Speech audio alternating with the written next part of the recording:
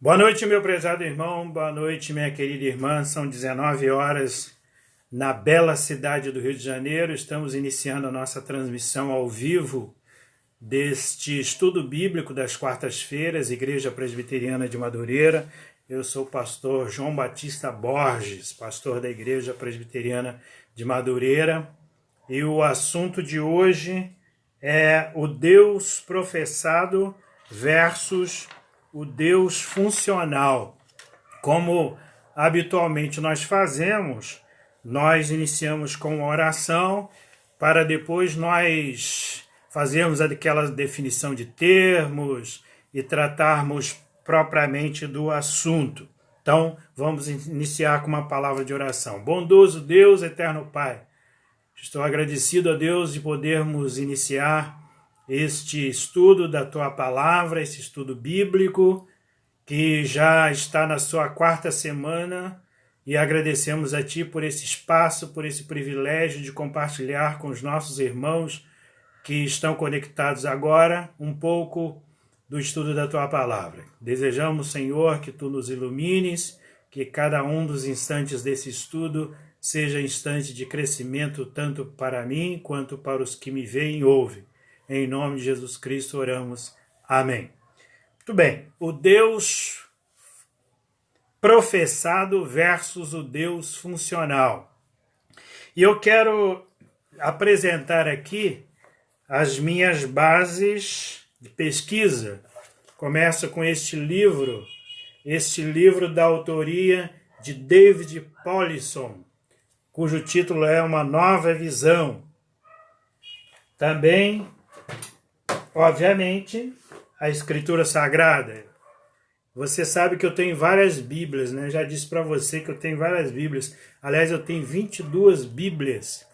Mas, vira e mexe, estou a usar essa aqui, velhinha. Você vê que ela está um pouco rasgadinha e tal.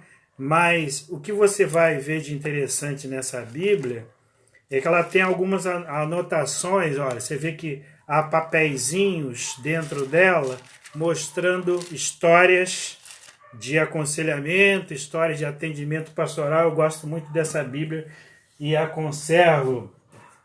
Então, falei da Bíblia. Outra base nossa é este livrinho aqui, o Manual Presbiteriano, que tem a nossa Constituição, a Constituição da Igreja Presbiteriana do Brasil. Tem também os princípios de liturgia e ainda o Código de Disciplina da Igreja Presbiteriana do Brasil. E vou usar também esse manual litúrgico que os pastores presbiterianos usam para as várias ações sacramentais do pastor. Vamos então começar com uma historinha. E a historinha tem a ver com este livro aqui. Este livro, cujo autor eu conheci em 2011, lá em São Paulo, e tem uma dedicatória dele aqui para mim. David Powlison dedicou esse livro assim: João, may the grace of the Lord and Savior give you wisdom. Bom, numa tradução aqui desse que não fala inglês tão bem, quer dizer que a graça do Senhor, nosso Salvador, David Powlison, já faleceu. E a historinha que eu conto do David Powlison está ligada a um outro autor que eu uso muito, faço muitas citações dele, chamado Jay Adams. E numa conversa minha, você sabe que o meu inglês não é tão fluente assim, mas eu consegui perguntar a ele como estava Jay Adams. E ele respondeu mais ou menos assim: Jay Adams is ill. Bom, se Jay Adams is ill, e esse ill é ILL, significa que Jay Adams está doente na fala dele. Mas ele pode ter dito também que Jay Adams is well, que é WELL, ou seja, Jay Adams está bem. Você sabe que até hoje eu me pergunto o que David Powlison quis dizer, e como ele faleceu, eu fico aqui com a minha doce ignorância, sem saber se ele estava dizendo que Jay Adams estava bem ou se Jay Adams estava mal de saúde. Mas são essas historinhas que envolvem as nossas pesquisas, as nossas andanças por aí.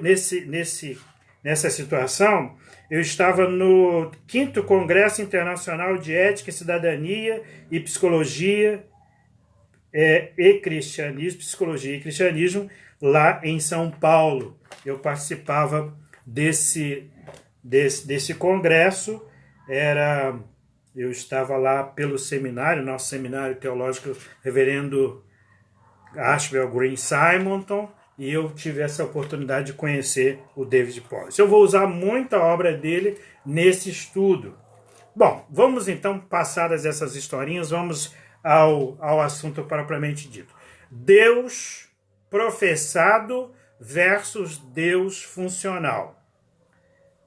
É até muito tranquilo a gente entender a diferença, o conceito de um e de outro. O Deus professado é aquele Deus que consta dos nossos anais, dos nossos livros, das nossas doutrinas, daquilo que é correto, da nossa forma de pensar como instituição. Por exemplo, nós temos a Bíblia como única regra de fé e prática. Nós adotamos a Confissão de Fé de Westminster como sendo a base da nossa teologia, das nossas doutrinas. Nós usamos o nosso manual presbiteriano, já mostrado aqui. Nós usamos os nossos guias, os nossos livros teológicos. Então, o Deus professado é aquele Deus que nós confessamos. Por exemplo, quando você vai fazer profissão de fé, são feitas a você as seguintes perguntas. Você crê em um só Deus que subsiste em 3 pessoas, Deus Pai, Filho e Espírito Santo? Você confessa que as Escrituras Sagradas do Antigo e do Novo Testamento são a palavra de Deus e única regra de fé e prática? Você confessa que foi concebido em pecado, que por natureza você é incapaz de cumprir perfeitamente a lei de Deus? Você confessa firmemente que o sangue de Cristo nos purifica de todo pecado? Você está sinceramente arrependido dos seus pecados? E você promete, como membro da igreja, sempre se sujeitar à sua disciplina e às autoridades dela, enquanto essas disciplinas forem fiéis às Sagradas Escrituras? Este aqui é o Deus professado. É isto que você aprende na igreja como sendo correto, e é isso que deve nortear o nosso dia a dia. O Deus que nós confessamos, o Deus que nós dizemos que nele cremos. E isso está nos nossos livros, isso está nos nossos documentos cristãos. E o Deus funcional? Eu vou pegar emprestada aqui a conceituação do David Pollitt, para que você ouça das palavras dele o que é o Deus funcional. Ele diz que aqui o Deus funcional é o que ou quem realmente controla os atos, os pensamentos, as emoções.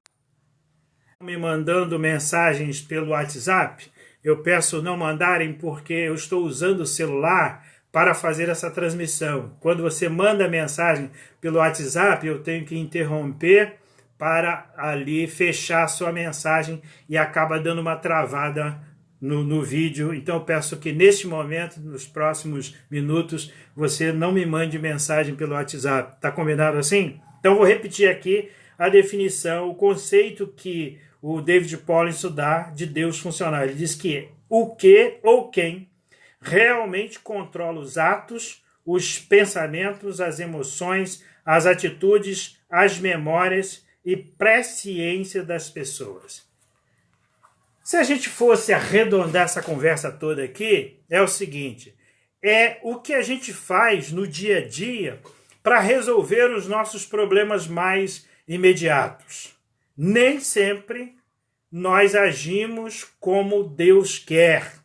Nem sempre nós agimos como nós confessamos e professamos crer.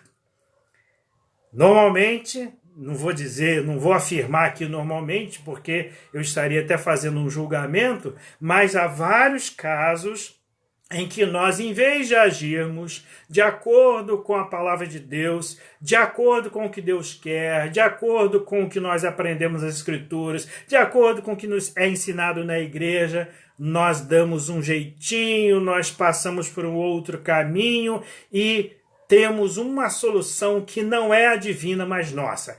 Essa solução que é nossa e não a divina é a chamada de Deus funcional. Aquele comportamento, aquela atitude que nos rege no dia a dia da nossa vida, percebendo ou não percebendo esse comportamento, essa forma de agir. Então, essa dicotomia, essa adversidade entre o Deus professado e o Deus funcional, eu creio que vai nos seguir até aquele dia em que o Senhor nos chamar à sua presença. Até a porta do céu, essa dicotomia estará nos rondando e nos perturbando o comportamento. Então, o que há de se fazer? Como é que se resolve essa questão?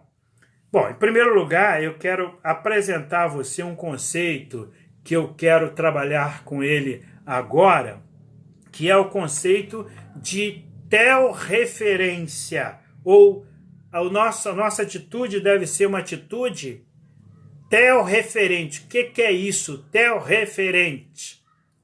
Teorreferente é porque Deus é a referência. Theos, na língua grega, é Deus. Referente porque a nossa atitude, a nossa ação estará sendo feita, sendo praticada em relação ao que Deus pensa de nós, ao modo como Deus pensa de nós. Então, uma vida teorreferente é uma vida que as suas ações, as suas atitudes, elas acontecem em função de Deus, em função do que Deus acha correto, do que Deus estabelece como correto, do que Deus nos diz ser correto. E onde nós encontramos essa referência de Deus? Óbvio que aí nós voltamos às Escrituras Sagradas.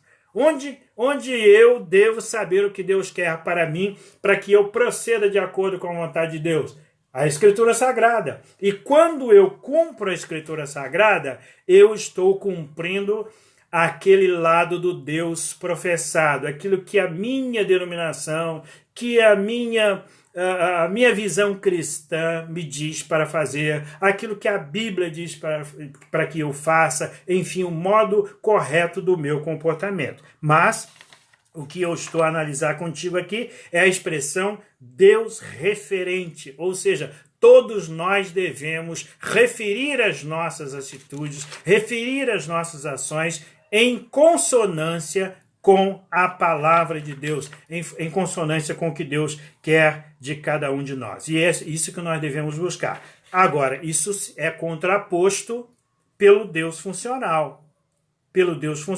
Pois o Deus funcional a todo momento está a nos conduzir, está tentando nos tirar deste caminho que é o caminho do Senhor. Você quer um exemplo bem clássico desse Deus professado e o Deus funcional? É só você olhar a história da saída do povo de Deus do Egito e da caminhada desse povo pelo deserto até chegar à terra prometida. Houve um momento em que o povo já havia recebido o decálogo, os 10 mandamentos. Esses 10 mandamentos ordenavam como Deus seria o Deus daquela gente, daquele povo. Os 10 mandamentos disciplinavam o modo como Deus deveria ser adorado, como deveria ser cultuado. Tudo isso estava certinho ali nos 10 mandamentos. Mas bastou Moisés se afastar um pouquinho e quando Moisés retornou, o povo estava adorando um Deus funcional. Qual era o Deus funcional? Um bezerro de ouro. Um bezerro construído pelas próprias mãos deles. E o ser humano é assim. O ser humano está sempre colocando o Deus funcional no lugar do Deus professado. Você quer ver uma outra situação muito tênue de se perceber? É quando você é curado de uma moléstia, de um mal que se apropriou do seu corpo, do seu organismo, e você vai lá na igreja, pede um momento para agradecer a Deus porque você foi curado, e você diz assim: mas pastor, eu fiquei no melhor hospital, pastor, eu fui atendido pelo melhor médico, aquele sistema de enfermagem do hospital me atendeu de uma forma exuberante, e assim, pastor, em função disso eu fui curado. Ok, Deus se serviu de todo esse aparato.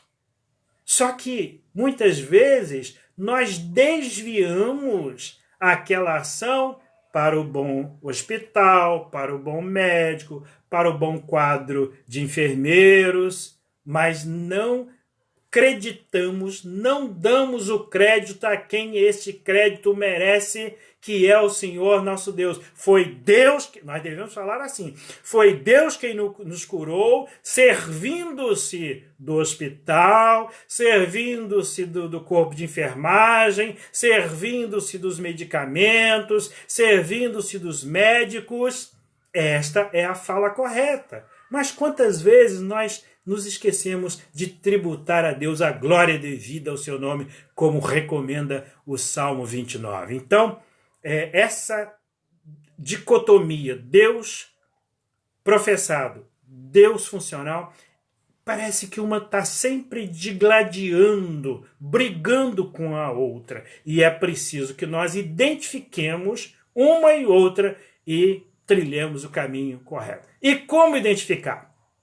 Pois bem, o David Powlison, ele apresenta aqui no seu livro, esse livro que eu já apresentei a você, que eu uso no seminário como base para aconselhamento, uma nova visão, o aconselhamento e a condição humana através das lentes da Escritura. Eu uso esse livro em aconselhamento, agora estou usando em aconselhamento 2 lá no seminário. O David Powlison, ele apresenta 35 perguntas. Segundo ele, essas perguntas, elas nos ajudam a mergulhar no âmago daquele que está trocando o Deus professado pelo Deus funcional, para que esta pessoa possa, identificando que ele fez essa troca, ele retornar para o Deus professado.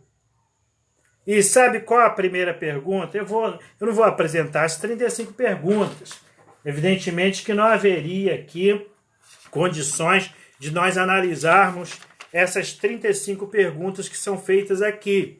Mas elas são algumas que podem nos ajudar a perceber essa dicotomia. Então, o David Powlison diz o seguinte, primeira pergunta das 35. O que você odeia e o que você ama? Quando você consegue estabelecer aquilo ou o que você dedica amor ou até mesmo ódio, isso mostra onde estão as suas emoções sendo postas. E ele comenta aqui, essa pergunta referente ao primeiro grande mandamento sonda nossa alma, nosso coração, nossa mente, nossa força. Não há pergunta mais profunda a ser feita a qualquer pessoa, a qualquer hora. Não existe explicação mais profunda da razão para fazer o que fazemos. Amores desordenados sequestram nosso coração, roubam-no do seu Senhor e Pai de direito. Veja só, quando os discípulos disseram para Jesus Cristo assim, Senhor, faça o seguinte para nós, o Senhor pode fazer um resuminho dos mandamentos? O Senhor pode nos apresentar aí uma síntese? É muito difícil a gente ficar guardando aqueles 10 mandamentos, o Senhor pode fazer uma síntese deles? Jesus Cristo, ok, eu faço uma síntese para vocês, vou lhes apresentar um resumo dos 10 mandamentos. Mateus capítulo 22, a partir do verso 37, diz assim, ó, o primeiro e grande mandamento é: amarás Amarás o Senhor teu Deus de todo o teu coração, de toda a tua força, de toda a tua alma, de todo o teu entendimento. Esse é o primeiro grande mandamento de Jesus. E o segundo, semelhante a este, é: amarás o teu próximo como a ti mesmo. Contra estes mandamentos, a lei não prevalece. Não há lei. Ou seja, quem tem uma relação... Eu vou fazer aqui um gesto que, na minha visão aqui, eu quero fazer a visão de um ângulo, né, de 90 graus, em que um dos vértices ele aponta para cima e o outro para o lado. Neste ângulo de 90 graus, você pode até estar pensando aí na letra L, né? E eu não quero dizer que é um L, porque pode fazer referência a nome de pessoa, enfim, nada disso. Aqui é um ângulo de 90 graus, em que há uma referência para cima, para Deus, e uma referência para o lado. E Deus diz o seguinte, Jesus Cristo disse: olha, quando nós tivermos bem resolvidas as nossas questões com o eterno, com aquele que está acima de nós, com aquele que está além, muito além do que nós podemos ser ou pensar, e quando nós tivermos resolvidas as questões com quem estiver do nosso lado, certamente nós estaremos cumprindo toda a lei e os profetas. Tendo as nossas questões bem resolvidas com Deus e tendo as nossas questões bem resolvidas com o próximo, nós estaremos cumprindo toda a lei. Por isso Jesus Cristo resume. Então, essa pergunta, essa primeira pergunta, e eu quero dizer para você, eu não disse antes, mas há tempo de eu dizer agora, essa primeira pergunta é a primeira daquelas chamadas por David Polisso como sendo perguntas do tipo raio-x. Por que do tipo raio-x? A ideia, quem trabalha com esse modo de exame médico, né, com esse tipo de exame médico, porque o raio-x tem a faculdade de fotografar os nossos ossos, né? Então, a pergunta é raio-x porque ela vai nas nossas entranhas, ela vai no nosso âmago.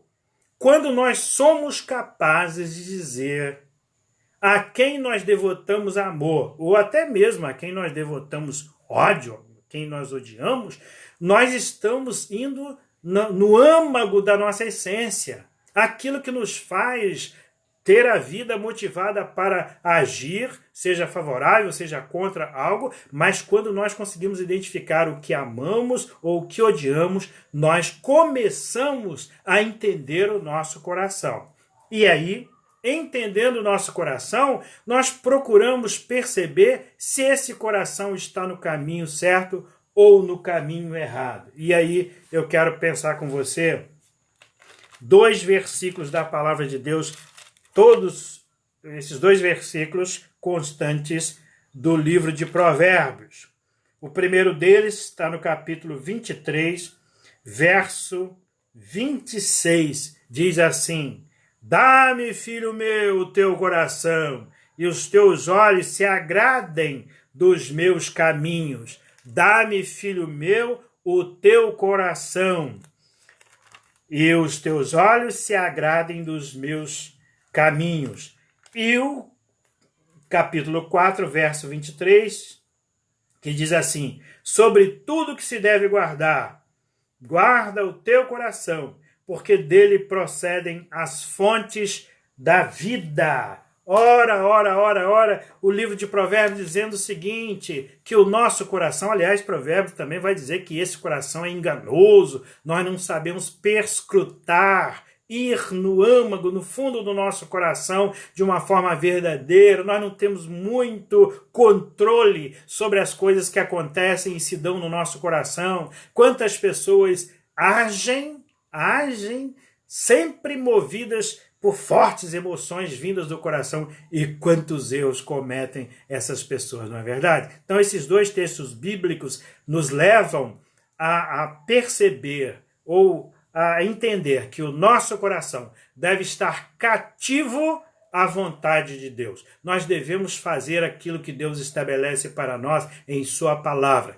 E fazendo assim, nós estaremos desviando dos caminhos do Deus funcional e voltando aos caminhos do Deus professado. Há, portanto, esta dicotomia, como eu disse no início, que nos acompanhará o tempo todo. Deixa eu te passar aqui algumas situações, mas que podem acontecer em que você se veja sendo conduzido pelo Deus funcional. Sabe aquela mentirinha? Aquela... Ah, pastor, eu fui obrigado a falar uma mentirinha porque eu estava em situação difícil. Você sabe, não é, que essa questão de contar uma outra história, isso aí envolve até grandes personagens bíblicos, não é? Você vê isso na história de Abraão, você vê na história de Isaac, que ocultaram de autoridades serem as esposas deles, né? As legítimas esposas, não é? Eles disseram que não eram. Você vê que naquele momento eles entenderam que resolvia a situação deles não dizer a verdade. Isso é o Deus que funciona. Isso é o Deus. É aquele caminho que você segue para resolver o seu problema. Sendo certo ou não, isso é outra história. Você segue aquele caminho. Depois, lá na frente, você fala assim, ah, meu Senhor, eu vi que eu não agi de modo correto, não agi de acordo com a tua vontade, não agi de acordo com a tua palavra, mas, enfim, você já seguiu um caminho que não era aquele caminho que Deus desejava para você. Então, é aquela mentirinha que, às vezes, a gente procura usar para nos livrar de situações difíceis, esta é claramente uma atitude daquele que segue o Deus funcional em vez de seguir o Deus professado. Bom, vamos pensar aqui uma outra questão levantada por David Polish. Ele faz uma segunda pergunta. O que você quer, deseja, almeja, anseia e sonha? Quais são os desejos aos quais serve e obedece? Bom, eu creio que eu não falei no início, mas ainda há tempo de falar. Eu sou professor do Seminário Teológico Reverendo Ashwell Green Simonton desde 2000 e sempre trabalhando na área de aconselhamento pastoral. Então, essa área de aconselhamento pastoral é uma área que eu já pude lecionar várias disciplinas, desde a hiperetologia, que é a doutrina da vocação, até agora o aconselhamento 2, passando por poimênica, poimênica 1, poimênica 2, aconselhamento 1, aconselhamento 2, e outras disciplinas da área de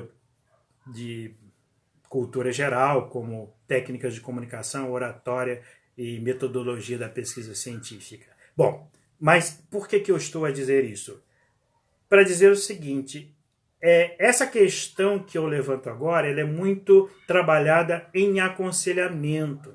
Essas perguntas, elas são feitas normalmente no campo de um aconselhamento formal. O que eu chamo de um aconselhamento formal? Aquele em que alguém, membro da igreja, pastor, eu preciso falar com o senhor. Aí pastor, está bem, meu querido irmão, no dia tal, a tantas horas, no local X, normalmente é no templo, no gabinete pastoral, eu te encontro no gabinete pastoral, nós vamos tomar um café juntos, vamos conversar e se processará aquele aconselhamento. Esse é que eu chamo de aconselhamento formal. Pois bem, nesse aconselhamento formal, é possível que essas técnicas que eu estou trabalhando aqui com você, aqui ao vivo, elas sejam trabalhadas lá em aconselhamento.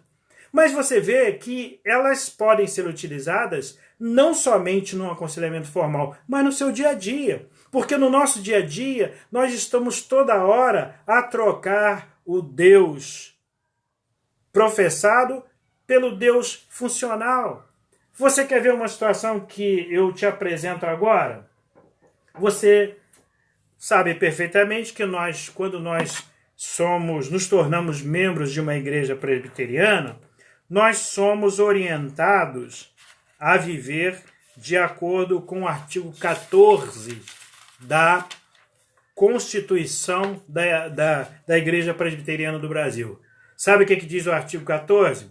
Diz assim: são deveres dos membros da igreja conforme o ensino e espírito de nosso Senhor Jesus Cristo. Letra A. Viver de acordo com a doutrina e prática da Escritura Sagrada. Letra B. Honrar e propagar o Evangelho pela vida e pela palavra. Letra C. Sustentar a igreja e suas instituições moral e financeiramente. Letra D. Obedecer às autoridades da igreja enquanto estas permanecerem fiéis às Sagradas Escrituras. Letra E. Participar dos trabalhos e reuniões da sua igreja, inclusive assembleias. Essas perguntas aqui, essas questões, são exigidas de todos os membros da Igreja Presbiteriana do Brasil. Todos. Refiro-me aos membros comungantes. Não estou falando aqui dos membros não comungantes. Refiro-me aos membros comungantes. Pois bem, você pode perceber que esta é a maneira correta de se proceder, de acordo com o que o Deus professado exige de cada um de nós. Eu professo um Deus que exige que eu viva de acordo com a doutrina e prática da Escritura Sagrada. Isso aqui é o beabá da vida cristã. Mas às vezes eu não vivo de acordo com a doutrina e prática da Escritura Sagrada. Às vezes, por exemplo, eu quero questionar a doutrina da minha igreja. Eu costumo dizer que seria cômico, se não fosse trágico, você ver alguns questionamentos doutrinários na igreja, alguns deles feitos até por oficiais da igreja, ou pretensos oficiais da igreja, que não tem sentido. Vou te dar um exemplo disso. Você acha que é razoável um membro da Igreja Presbiteriana do Brasil não batizar os seus filhos? Você acha que é razoável para um membro da Igreja Presbiteriana do Brasil não batizar os seus filhos menores? Não, não é razoável. Não é razoável. Há igrejas que não batizam seus filhos. Eu acho razoável que esta pessoa seja membro dessa igreja que não batiza os seus filhos. Mas a Igreja Presbiteriana do Brasil batiza os seus filhos.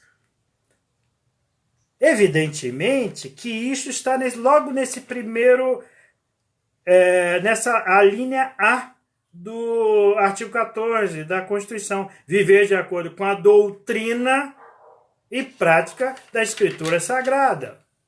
Outra coisa importante: honrar e propagar o Evangelho pela vida e pela palavra, sustentar a igreja e suas instituições moral e financeiramente. Cada membro da igreja deve, evidentemente, ter uma conduta moral que esteja condizente com a sua vida de crente. Uma conduta que leve aquele que está fora da igreja querer ser membro daquela igreja. Porque se nós nos conformamos com o modo de agir daquele que está fora da igreja, ele vai dizer assim: eu não vou entrar na sua igreja, eu não preciso ser membro da sua igreja. Sabe por quê eu não preciso ser membro da sua igreja? Porque você se comporta exatamente como eu me comporto. Não há nenhuma mudança a ser implementada na minha vida. Eu já estou de acordo com o que tem que ser. Se você que está lá na igreja age desse modo, eu já estou de acordo com o que tem que ser. Você age desse modo. Então, a nossa vida de testemunho perante aquele que não conhece a Deus, aquele que não conhece a palavra, deve ser algo que motive essa pessoa a sair de onde ela se encontra, fora do Evangelho, para vir para uma vida de prática do Evangelho. Quer ver uma outra aqui? Obedecer as autoridades da igreja enquanto estas permanecerem fiéis às Sagradas Escrituras. É curioso o seguinte na Igreja Presbiteriana do Brasil. Você sabe que as autoridades da Igreja Presbiteriana do Brasil, elas são postas lá por dois processos, vamos dizer assim. Um chamado de Deus, Deus as vocaciona, Deus as chama para aquele ofício, e eles são eleitos para o exercício do ofício. Então, veja bem, num primeiro momento, Deus chama essa pessoa para o presbiterato, diaconato, pastorado, e depois elas são eleitas para o exercício daquele ofício especificamente. O presbítero e o diácono, 5 anos. O pastor, um tempo que vai até 5 anos. Ora, essas autoridades elas são eleitas. O exercício do mandato delas é por eleição. É você que as coloca lá. És tu, meu caro irmão que me ouve e me vê nesta hora. Como tu colocas essas autoridades lá e não as obedece? Não cumpre as ordenanças que vêm dela. Não faz sentido isso.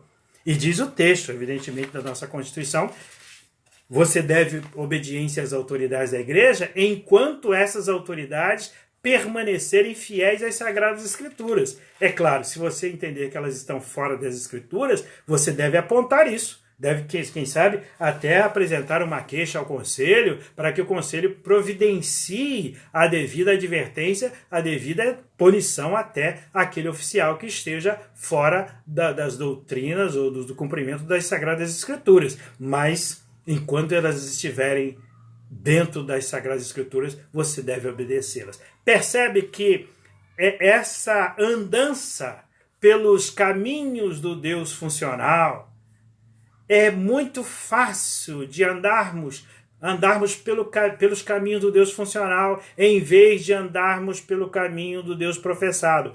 Volta a lembrar aqui, o Deus professado é tudo aquilo que é correto de acordo com as Escrituras Sagradas, as nossas doutrinas, os nossos manuais litúrgicos, enfim, a nossa confissão de fé, os nossos catecismos maior e breve. Tudo isso que está lá, está escrito lá, está no texto, é o que nós devemos seguir. Aquilo é o que é o nosso Deus professado. E o Deus funcional é aquele caminho que nós muitas vezes seguimos, nem sempre é o caminho mais correto, mas nós achamos que é um caminho mais fácil, mais tranquilo, estamos sempre a fazer essa dicotomia, digladiando, havendo aí uma guerra entre o Deus professado, o nosso Deus professado e o nosso Deus funcional. Muito bem. Nós vimos então a diferença entre Deus professado, Deus funcional, e vimos o modo através do qual nós podemos encontrar essa diferença, através das chamadas perguntas do tipo raio-x. Eu fiz apenas 2 delas aqui. Apenas 2, são 35 perguntas que nós vamos caminhando, trilhando essas perguntas até encontrar, até ajudar aquela pessoa que desviou do caminho do Deus professado, para que ela encontre o ponto em que ela se desviou e ela retorne para o caminho do Deus professado. Esse é um papel do conselheiro, é um papel do pastor, é um papel da autoridade da igreja, é um papel daquele senhor ancião, daquela senhora anciã, aquele mais velho, aquele irmão em Cristo mais velho. Todo aquele que deseja o bem da igreja pode ocupar esse papel de trazer a pessoa do caminho ou dos caminhos do Deus funcional para os caminhos do Deus professado. É um papel que está bem democraticamente dividido no seio de toda a igreja. E quantas vezes, meu prezado irmão, você precisa de um aconselhamento? Mas você diz assim, eu acho o meu pastor assim tão distante, eu não consigo me aproximar dele. Ele se coloca assim de um jeito que ele causa um distanciamento entre mim e ele. Eu não consigo chegar ao meu pastor. Isso é possível acontecer. Primeiro que os pastores não são perfeitos, não é? Às vezes, uma qualidade pastoral se realça em detrimento da outra. Um pastor que prega bem, não administra bem. Um pastor que administra bem, ele não prega bem. Um pastor que prega bem, não sabe escrever. Um pastor que sabe escrever, não sabe falar. Enfim, são vários os modos que nós pastores temos de aborrecer você. Eu sei disso. Então, nessas circunstâncias que talvez você não consiga se aproximar do seu pastor, talvez esse papel de conselheiro possa ser ocupado por aquela senhora, já com as cães, né? Você sabe que cães são os cabelos brancos. Eu tenho aqui alguns fiapos de cães, né? Alguns aqui na minha cabeça. Ainda está bem conservado aqui o cabelo em si, não é? Eu acho que não tem tantos cabelos brancos, não. Então, os cabelos brancos são chamados na Bíblia de cães. Tem até um versículo que diz assim: diante das cães honrarás a face do ancião. Né? Talvez seja esse ancião ou uma anciã que vai aconselhar você e fazer com que você migre do caminho do Deus funcional para o caminho do Deus professado. Eu volto aqui ao David Policy, porque no final desse capítulo que ele trata das perguntas do tipo raio-x, ele conta uma historinha, né? Eu vou ler para você essa historinha para nós caminharmos aqui para o encerramento desse estudo de hoje, cujo título é O Deus Professado versus o Deus Funcional. Ele diz assim: certa vez eu aconselhei um homem que, para fugir das pressões da vida, se exagerava na TV, videogames, comida, álcool, pornografia, coleção de antiguidades, livros de ficção científica, academia. Negligenciava amor à esposa e aos filhos. Era relaxado no emprego, evasivo e enganador em sua comunicação com outras pessoas. Na igreja, cumpria apenas os ritos com gestos externos. Por onde começar? Pensou David Policy no aconselhamento daquele senhor. Havia tantos problemas, tantos pecados de comissão e de omissão, que eu não sabia por onde começar. De relance, lembrei: comece com os salmos, a totalidade. Quase todo salmo, de uma ou de outra maneira, mostra o Senhor como refúgio na aflição, o centro de nossas esperanças. Os salmos, explícita e implicitamente, repreendem a busca de refúgio em qualquer outra coisa. Os salmos oferecem amor e misericórdia inabalável. Os salmos nos impulsionam a conhecer e obedecer a Deus nas trincheiras da vida. Aquele homem tinha alguma culpa, ora vaga, ora premente, por seus comportamentos errados, mas ele não percebia o modelo errado daquilo pelo qual ele vivia, nem a seriedade da escolha. Cobiçava uma vida fácil, autocontrole, conforto, e expressava essa cobiça por meio de dezenas de maneiras. Seus esforços para mudar eram desmotivados e mal-sucedidos. Foi despertado pelo convencimento do pecado de seu coração, desvio do Deus verdadeiro para buscar refúgios idólatras. Isso fez com que ele visse de modo novo os próprios pecados comportamentais.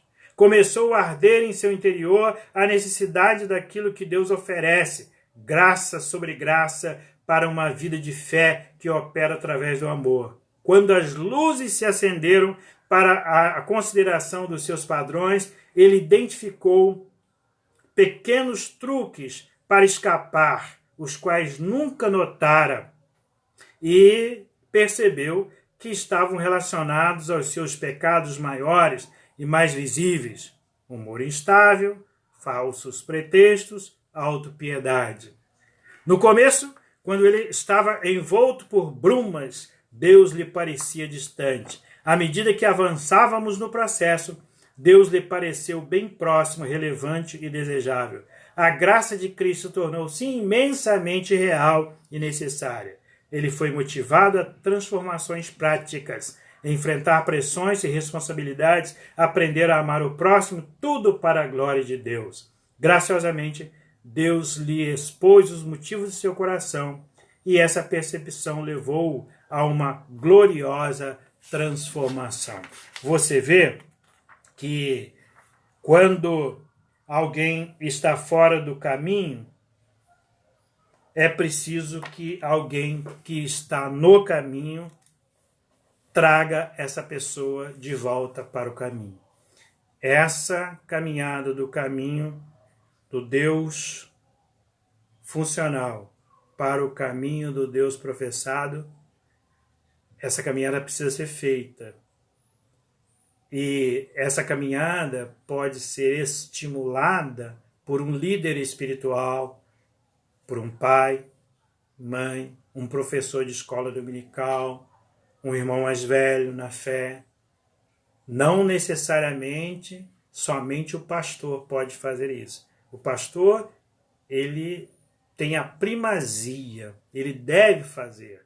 Todos os ofícios da igreja, ele deve procurar realizá-los com diligência. Mas há casos em que ele precisa até se servir de grandes braços dos membros da igreja para que se possa ajudar alguém efetivamente a deixar o Deus funcional, os caminhos do Deus funcional e caminhar nos caminhos do Deus professado. Eu desejo profundamente, meu prezado irmão e minha irmã, que Deus o abençoe nesta quarta-feira, 15 de abril de 2020. São agora 19 horas e 48 minutos. Nós já estamos a encerrar. Eu mando um abraço para você, membro da Igreja Presbiteriana de Madureira. Quero mandar um abraço especial para a dona Anita, que faz aniversário amanhã, dia 16. Se você tiver o contato dela, dá um telefonema para ela, fale com ela, para que ela se sinta feliz nesse dia de aniversário. Deus abençoe a todos, Deus guarde os corações e que nós possamos nos encontrar na próxima quarta-feira, dia 22 de abril, com um novo tema, um outro assunto que aqui será trabalhado por nós. Vamos encerrar com a palavra de oração. Bondoso Deus, eterno Pai, agradecidos pelo teu cuidado, pedimos-te que o Senhor nos ajude a caminhar nos caminhos do Deus professado e deixemos de lado os caminhos do Deus funcional. Em nome de Jesus Cristo oramos. Amém. Um grande abraço para você, meu prezado irmão, minha prezada irmã, meu querido amigo que nos ouve ver nesta hora. Um grande abraço, uma ótima noite para ti.